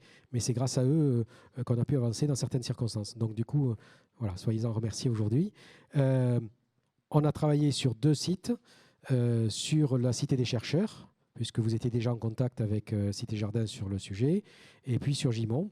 On a travaillé avec les équipes de Jean Julien pour co-concevoir, qui a co-conçu avec vous les lieux, parce que c'est évidemment le cahier des charges Corpoworking donne une tonalité un peu différente par rapport à ce que vous opérez aujourd'hui, même si la cité, voilà, les halles Latécoère ressemblent bien à ce que ça pourrait être plus tard. Et donc voilà, donc on a avancé avec eux pour concevoir ces espaces, et je laisse Eunat vous présenter Atom et puis présenter ce qu'on a fait ensemble. Merci. Donc, tout d'abord, remercier Action Logement de nous avoir fait confiance sur ces projets. C'est vrai qu'on apparaît à la fin du projet, dans la validation du concept, mais bon, tu l'as très bien dit, on est impliqué depuis le début. Je pense que les premières conversations qu'on a eues autour du projet, c'était 2018 ou 2017 avec la Cité internationale des chercheurs. Donc, on est vraiment ravis. Avec Action Logement, on s'est retrouvé avec un partenaire qui nous ressemble. On est beaucoup plus petits, mais on a des missions qui nous sont chères et qui sont communes. On est complémentaires. Vous savez, une mission d'aide au développement économique des entreprises, ben nous aussi. Et vous avez une mission aussi de redynamisation du territoire. Donc, on travaille beaucoup chez Atom avec des collectivités et dans des lieux pour renforcer le tissu économique, et c'est vraiment quelque chose qui nous tient à cœur. En plus d'une mission liée au développement durable, aujourd'hui, Atom devient société à mission, donc ça fait partie vraiment de nos valeurs. Je ne sais pas s'il y en a dans la salle qui connaît Atom ou pas. Je vais le présenter parce qu'on est beaucoup plus petit, je pense, que tous les autres acteurs, même si on est connu dans l'écosystème d'innovation de l'entrepreneuriat à Toulouse et régional, on va dire. Atom, c'est aujourd'hui une communauté de 90 entreprises. Ça change un peu tous les mois, mais plus ou moins 90 entreprises et 500 personnes qui travaillent sur 2 campus. Donc, ça représente 5000 m². Il a un campus qui est en centre-ville Toulouse, à côté de TBS, et un autre campus qui est, dont vous avez peut-être entendu parler, c'est la Cité des startups, même si c'est mal de le dire parce que c'est la Cité. Donc, quand Pierre nous a approchés pour ces projets, on s'est dit, OK, on sait faire. Aujourd'hui, on héberge des entreprises de toute taille, tout secteur confondu, tout niveau de maturité, donc notamment des startups qui est notre socle naturel, mais aussi des équipes détachées des PME, des CTI, des grands groupes, etc. Et les projets nous parlaient, même si c'est quelque chose qu'on n'a pas fait jusqu'à présent. On s'est dit pourquoi pas. ça rejoint les axes qu'on veut développer. Donc, je ne veux pas me répéter parce que vous savez tous très bien parler de tout ça et on se retrouve dans beaucoup de choses. Donc, l'utilité sociale, améliorer la qualité de vie du travail professionnel et personnel, c'est quelque chose qu'Atom a dans son cœur de métier, de ramener les partages des compétences et des savoirs à toutes les entreprises et tous les membres de ces entreprises qui sont chez nous, mais aussi la qualité de vie au travail et au bien-être, tous les services de conciergerie, des services attachés au lieu de travail qui viennent sur place. Donc, c'est vrai que dans la qualité de vie au travail, et vous avez parlé des villages, je rigolais, mais j'y crois profondément. Pour vous dire, même dans les sites internationaux des chercheurs, les lieux de convivialité s'appellent la place des villages. Donc, dans nos sites, en fait, qui font entre 150, 200, 250 employés, toutes les personnes se connaissent. On a un campus manager qui connaît et qui a onboardé personnellement chaque personne. Donc, on croit en fait à cette création des liens qui se fait et qui ne passe pas par l'anonymat, passe par la personnalisation du lieu, la connaissance, la création, etc. Donc, on y croit profondément. On a aussi toute la partie développement durable, donc la réduction du trajet pendulaire. Nous, c'est cher, mais aussi dans nos campus, par exemple, on a velléité à utiliser des mobiliers de réemploi. Donc, on utilise beaucoup, ça nous tient à cœur, les mobiliers de réemploi, les mobiliers locaux qu'on a construits, par exemple, pour le site de la Cité avec des entreprises à la Beige ou à Gimont. Voilà. Et on a aussi toute la partie développement territorial et développement économique des entreprises. Donc, il a eu, c'est vrai, des petites frictions, enfin, ce n'est pas des frictions, mais des petites peurs par certaines communes sur qu'est-ce que ça allait représenter ce tiers-lieu qui vient dans nos territoires et qu'on ne connaît pas ou qu'on connaît peu. Donc, on travaille aussi avec les commerçants à Gimont, avec la mairie de Gimont, etc., aussi en centre-ville un peu moins parce que c'est différent.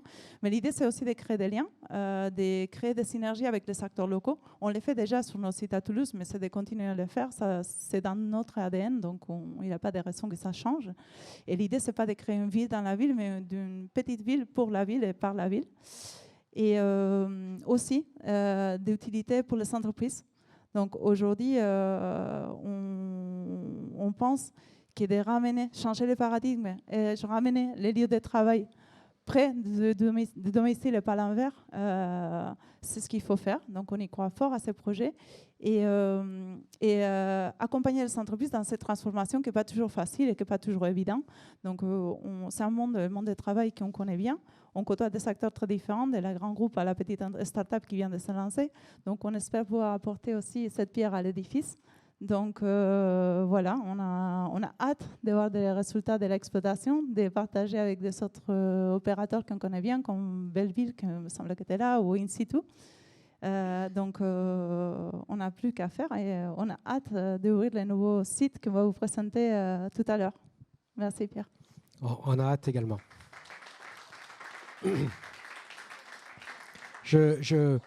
Pour compléter ce qu'a dit Younat, je pense que vous avez senti au travers de ce qu'elle a dit que dans l'ADN partenarial du projet, il y a le fait qu'on partage les valeurs, on partage les ambitions et qu'il y a un modèle économique, mais que le modèle économique n'est pas tout. C'est-à-dire qu'on ne peut pas gérer des espaces de ce type-là si on ne s'est pas approprié la philosophie générale du projet, qui est co-conçue par les partenaires sociaux. Je le rappelle, c'est l'ADN du projet, co-conçu par les partenaires sociaux, de manière à ce que les fruits de l'implantation de ces projets aillent équitablement aux entreprises, aux salariés, aux territoires, à l'exploitant et aux propriétaires, aillent équitablement.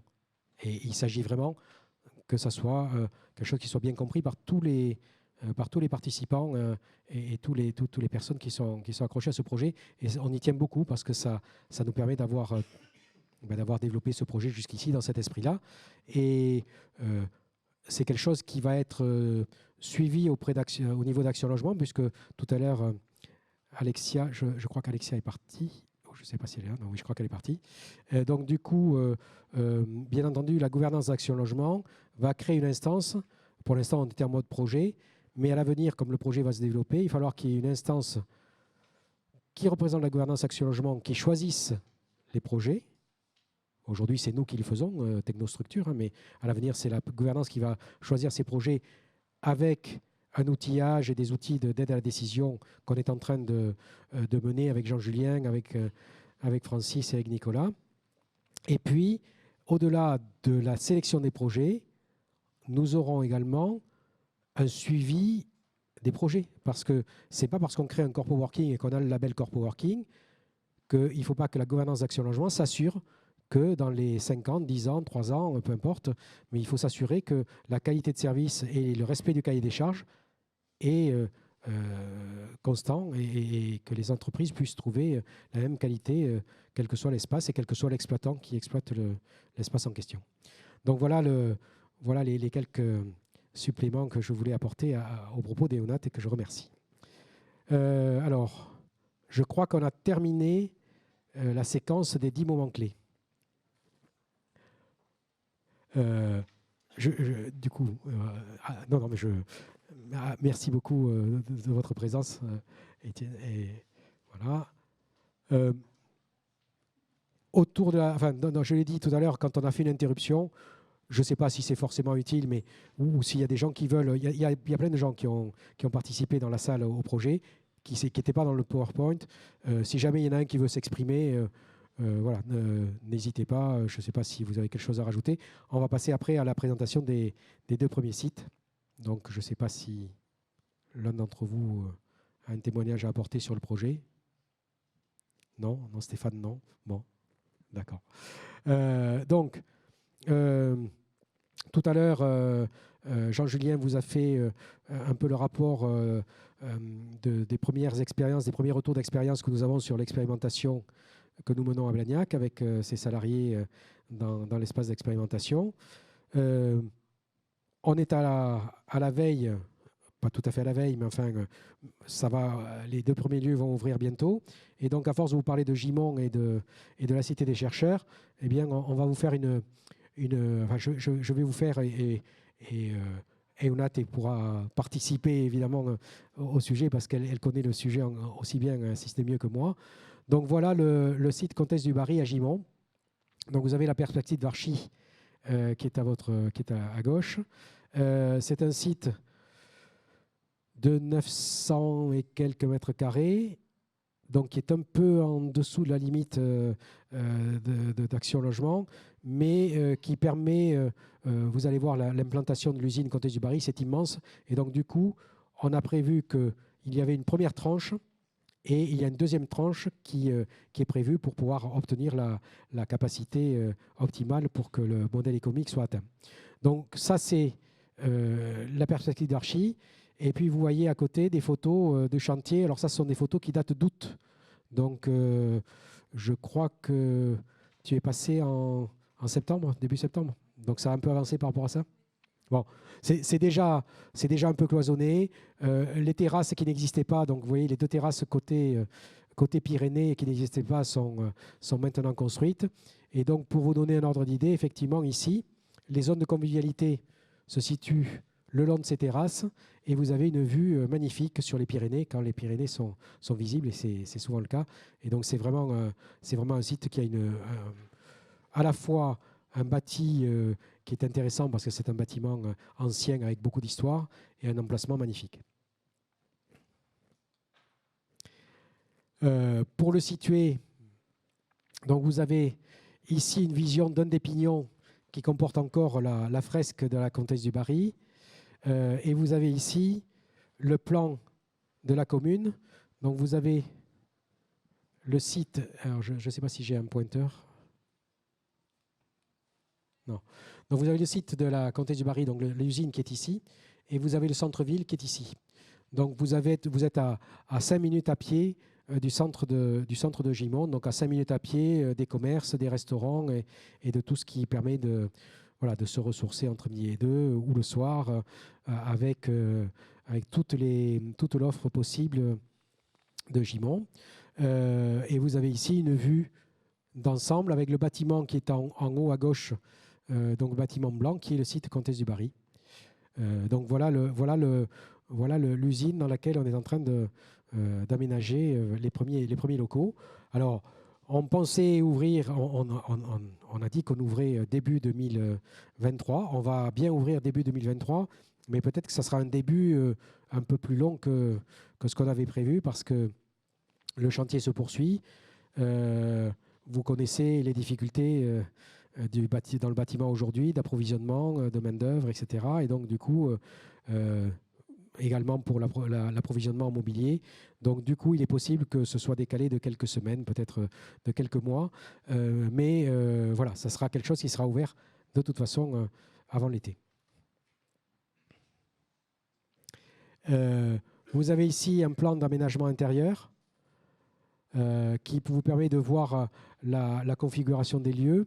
Et Aïnoat, tu veux peut-être en dire quelques mots ou...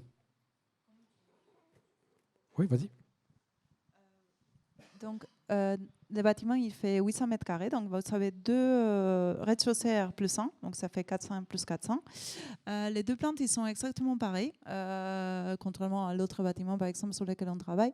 Donc, on a retravaillé les espaces qui étaient au début fermés par l'archi pour vous proposer donc, des zones de convivialité qui sont communes, ici, avec un salon, une cuisine, etc.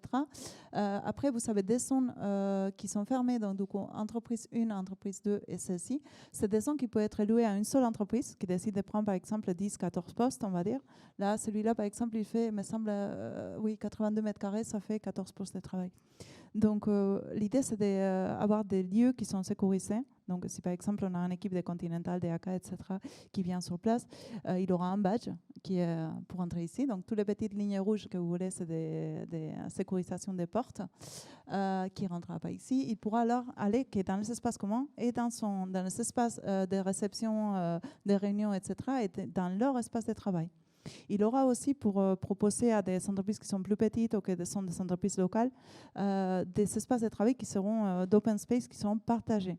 Donc ça va dépendre. Il aura, et ça il faut qu'on travaille encore, et notamment en concertation donc, du coup, avec Action Logement, avec les entreprises sur les pricing. Mais je peux vous dire déjà qu'il aura des prix au poste pour les équipes qui sont dans des open space partagés et des prix au mètre carré pour les entreprises qui décident, c'est le cas par exemple aujourd'hui de Microsoft à la Cité, de prendre un lieu qui leur appartient et qui est fermé. La particularité sur peut-être des espaces de travail classiques, c'est qu'on a beaucoup d'espaces de travail qui sont petits, comme celui-là, ce qu'on appelle nous les phone box. C'est des petits espaces pour s'isoler, pour passer des appels confidentiels, pour être en vidéoconf, etc. La particularité des lieux de travail comme celle-ci par rapport à des lieux de travail où on a des équipes entières qui travaillent ensemble, c'est qu'il y aura des télétravailleurs, mais les liens qui sont entre eux, c'est qu'ils s'habitent pas loin, pas qu'ils travaillent dans les mêmes équipes. Donc, ils ont plus besoin des petites salles de réunion pour s'isoler, pour travailler avec leur équipe à distance, pour passer des appels confidentiels, etc., que des grandes salles de réunion pour travailler avec leur équipe qui sont, pour la plupart, pas sur place. Je pense que c'est tout, en fait. Voilà. Et le deuxième étage, il est exactement pareil. Merci, Aïnoat. Il y a un point que je voulais préciser. Donc, effectivement, on a mis entreprise 1, entreprise 2.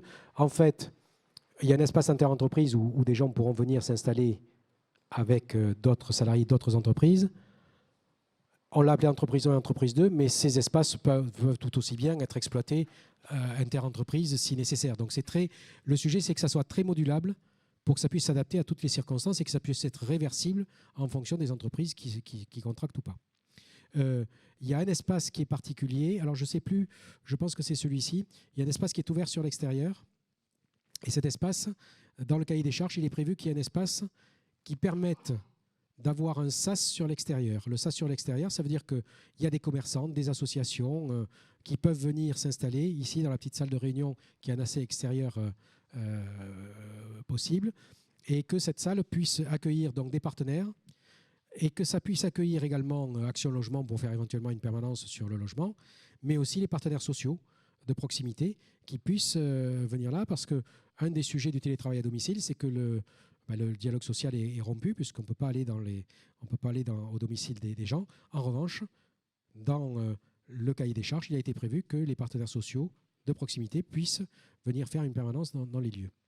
Donc ça, c'est un point vraiment différenciant.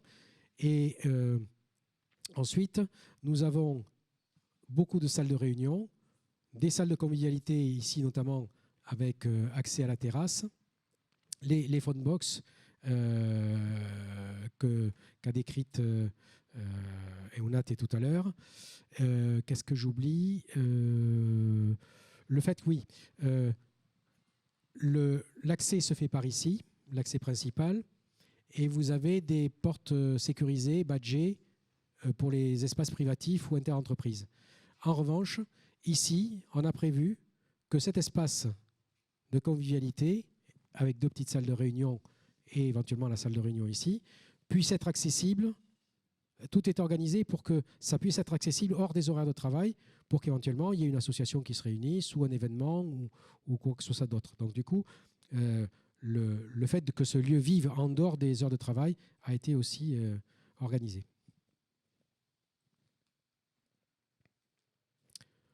Voilà, donc on est sur le point d'ouvrir. On a des rendez-vous qui sont prévus avec les entreprises dans les semaines à venir pour commencer à parler prix.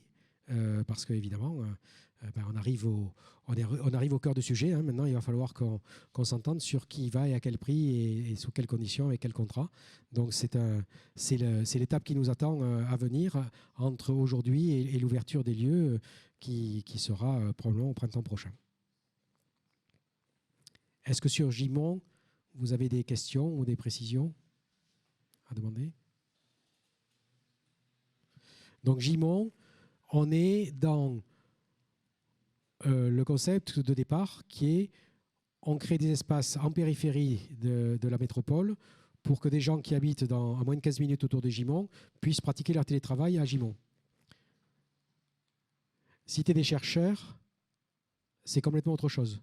Et on n'avait pas prévu de le faire au départ, mais dans les discussions du cahier des charges et dans les discussions avec les entreprises, ce qu'a dit tout à l'heure très bien Séverine Blanchard, il y a beaucoup de jeunes salariés de grandes entreprises qui vivent au centre-ville, qui sont dans des petits logements, qui sont mal installés pour pratiquer leur télétravail et qui ont besoin d'un espace de ce type-là, qui, pour aller au bureau, doivent traverser le périph', et c'est aussi difficile de le traverser pour sortir que de le traverser pour rentrer. Et donc, du coup, s'ils ont à 5 minutes de transport en commun un espace corpo working, eh bien, c'est quelque chose qui est tout à fait bien pour eux. Donc, vous avez ici, là, c'est pas une perspective d'archi, mais c'est une imagerie 3D qu'on a zoomé.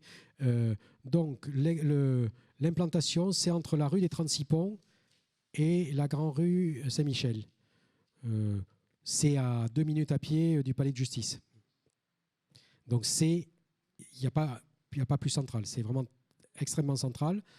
Transport en commun à 2 minutes à pied, métro, tram, avec une particularité, c'est que c'est un site qui appartient à l'université. Donc nous sommes notre filiale Cité Jardin qui produit ce programme a une concession sur le site. Et dans les négociations avec la mairie, le quartier du Buscat et le quartier Saint-Michel ne communiquaient pas. Grâce à ce projet, il va y avoir une traversante qui sera ouverte au public aux heures d'ouverture des parcs dans la ville et qui permettra de rejoindre les 2 quartiers. Donc il y a aussi, dans l'organisation de la ville, il y a aussi un élément supplémentaire. Et donc, vous avez dans ce lieu plusieurs choses qui vont être créées. Donc c'est un programme très très important dans lequel Action Logement intervient sur le logement. Alors on a 2 types de logements. On a une résidence Bontempo qui est la marque Action Logement des résidences hôtelières. Hein. C'est l'appart-hôtel d'Action Logement. Donc nous allons avoir 120, je pense, ou quelque chose comme ça, 120 logements comme ça. On a, avec Cité Jardin, 120 ou 130 logements, donc là, plutôt des petits studios. Donc, mon tempo, appart-hôtel, ça veut dire que c'est mobilisable à la nuitée. Le reste, c'est plutôt des petits studios qui sont mobilisables plutôt à partir d'un mois. Et donc, en fonction des publics qui vont venir à la Cité des chercheurs, il y aura des publics qui vont avoir besoin de venir pour quelques jours parce qu'il y a un colloque sur tel ou tel sujet, etc. Donc, ils pourront aller dans la formule hôtelière. Et il y a des chercheurs qui vont venir pour une plus longue durée, pour des cycles de recherche, qui vont pouvoir prendre un logement au mois ou à l'année. Et donc, du coup, on a ces deux. Donc, ça fait quand même pratiquement 300 logements réunis. Il y a également un restaurant qui sera, je crois, ici. Donc là, vous avez la rue Sainte-Catherine, ici, pour ceux qui connaissent le quartier. Ici, non. Si, le restaurant sera ici, je pense. Et l'espace de coworking va se situer ici et sur un retour ici. Donc, il y a 1600 mètres carrés, donc un peu plus de 160 postes qui seront développés dans cet espace. Il y a également un club des chercheurs qui sera destiné à être un lieu de convivialité pour les chercheurs. Et puis, il y a un amphi de 200 places, je crois, pour organiser des événements. Donc, vous voyez, c'est un site qui est central. Tout à l'heure, Airbus parlait de ce site comme étant très attractif pour les jeunes actifs, mais il ne vous a pas échappé que la proximité entre les chercheurs et les entreprises de haute technologie de Toulouse était aussi évidemment un facteur de fertilisation. Je pense que là, on va avoir un outil pour Toulouse qui n'est pas présent dans beaucoup de villes parce qu'il y a cette communauté de chercheurs qui va être au contact aussi des salariés, des entreprises du secteur. Donc ça, ce sont quelques photos de notre visite du chantier. Donc vous voyez que le chantier avance de manière importante. Vous avez ici le rez-de-chaussée et ici cette terrasse là qui sera une terrasse qui fera partie du corps coworking. Et voici les plans sur la première partie avec la terrasse ici. Et puis sur la deuxième partie qui est juste à côté. Voilà, donc on a deux sites qui sont pas en phase de livraison, mais enfin qui vont être livrés assez rapidement. Donc ça va totaliser en tout 250 postes à peu près. Et au total, nous avons 8 projets qui sont à des stades différents de maturité. Donc, je vais essayer de vous citer sans en oublier. Donc, ceux qui étaient là aujourd'hui, Saverdun, avec des modèles greffés. Fronton, dans un magnifique parc avec un ancien château, un petit château et des dépendances, très proche du centre-ville. Léguevin, dans une ancienne gendarmerie très proche du centre-ville. Stéphane, peut-être 2 mots sur le projet de Léguevin, non? Pas plus?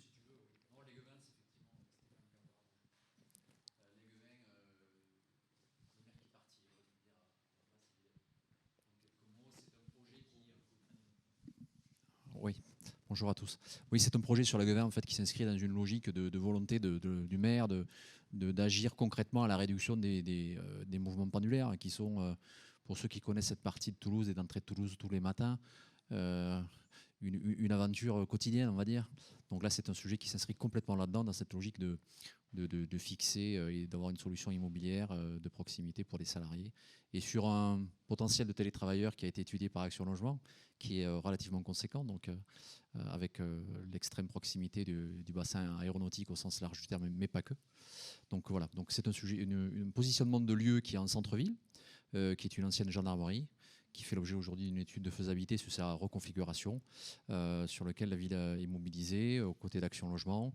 Voilà, ça fait partie des perspectives avec une volumétrie globale qui s'inscrit dans les chiffres qu'évoquait Pierre tout à l'heure et qui, on l'espère, permettra de confirmer à la fois le lieu et le modèle sur un site comme ça qui a un peu l'ensemble des qualités qui sont à la fois le cahier des charges évoqué tout à l'heure, les expériences aussi développées sur les autres sites, avec cet ancrage très fort d'impact sur le développement du territoire. Voilà, que ce soit des projets qui viennent bien s'insérer dans un projet de territoire. Voilà.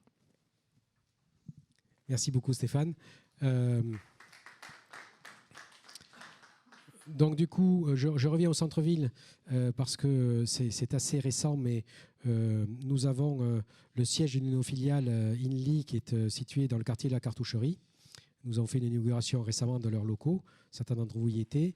Il y a en dessous du siège d'INLI une structure, 130 logements pour jeunes actifs, qui sont occupés aujourd'hui par beaucoup d'alternants du domaine de l'aéronautique, mais pas que. Et donc, ils sont exactement dans le cas de figure qu'on évoquait tout à l'heure. C'est des très beaux logements qui sont très bien et très sympas pour y habiter. En revanche, pas forcément pour y travailler, surtout quand on le partage en coloc. Et donc, du coup, dans la halle de la cartoucherie, qui est juste au pied, mais juste au pied vraiment de l'immeuble, nous avons un projet qui est très ambitieux, de halles gourmandes, de murs d'escalade, d'écoles de danse. Donc, c'est un projet qui mêle l'alimentaire, la restauration, l'art, la culture. Et donc, il y a vraiment un lieu qui va être magnifique. Et il y avait 1000 mètres carrés disponibles pour un espace de corpo working. Et donc, on a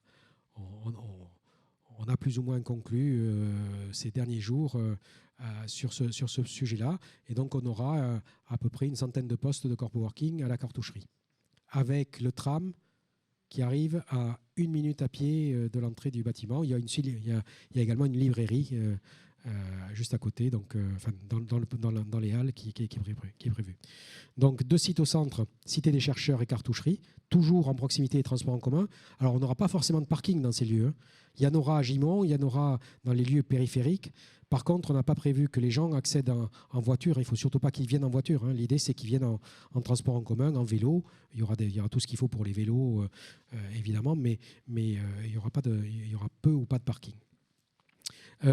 Ensuite, donc j'ai parlé de Fronton. Je n'ai pas parlé de Rabastens. Donc nous avons Rabastens, on est sur la 68 en direction d'Albi. Il s'agit d'une ancienne usine de compteurs électriques qui fait 1900 mètres carrés, et encore il y a un peu plus de surface si on aménage des dépendances. Donc du coup, là, on peut être sur 200 postes de travail. C'est la limite haute parce qu'on a un très bon potentiel de télétravailleurs autour. Avec notre outil de mesure d'impact, on a identifié 2000 télétravailleurs à moins de 15 minutes. Mais 2000 télétravailleurs à moins de 15 minutes, pour nous, pour la notion de risque qu'on s'est imposée pour ouvrir les sites, on estime qu'on est, on est dans 200 postes de travail qui pourront être déployés sur ce site-là. Et on est en toute proximité du centre-ville de Rabastens, avec le marché, avec les commerçants, etc. Une petite ville de demain extrêmement attractive. À bientôt. Rabastens, Anne, qu'est-ce que j'oublie ?